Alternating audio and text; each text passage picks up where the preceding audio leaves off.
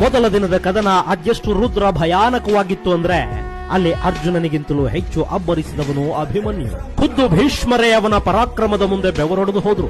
ಅಭಿಮನ್ಯು ಭೀಷ್ಮರ ಧನಸ್ಸನ್ನ ಮುರಿದು ಹಾಕಿದ್ದ, ಅವರ ರಥದ ಧ್ವಜವನ್ನ ಕತ್ತರಿಸಿ ಹಾಕಿದ್ದ, ಅವರ ಸಾರಥಿಯನ್ನ ಇನ್ನಿಲ್ಲದಂತೆ ಗಾಯಗೊಳಿಸಿದ್ದ.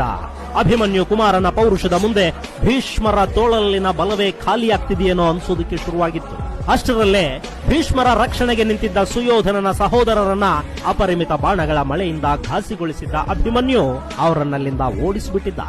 ದ್ರೋಣಾಚಾರ್ಯರು ಮತ್ತೊಂದು ಕಡೆ ಯುದ್ಧ ನಿರತರಾಗಿದ್ರು. ಸುಯೋಧನಾದಿಗಳನ್ನ ಯುಧಿಷ್ಠಿರ ನಿಗ್ರಹಿಸಿ ಇಟ್ಟುಬಿಟ್ಟಿದ್ದ. ಅದೇ ಸಮಯಕ್ಕೆ ಭೀಷ್ಮರ ಬವಣೆಯನ್ನ ನೋಡಿ ಅಲ್ಲಿಗೆ ಮದ್ರ ದೇಶದ ಅರಸ ಶಲ್ಯ ಧಾವಿಸಿ ಬರ್ತಾನೆ. ಶಲ್ಯ ಮತ್ತವನ ಬೃಹತ್ ಸೇನೆ ಅಭಿಮನ್ಯುವನ್ನ ಎದುರಿಸೋದಕ್ಕೆ ನಿಂತಾಗ ಅವನ ಬೆಂಬಲಕ್ಕೆ ಬಂದವನು ವಿರಾಟ ದೇಶದ ರಾಜಕುಮಾರ ಉತ್ತರ ಕುಮಾರ.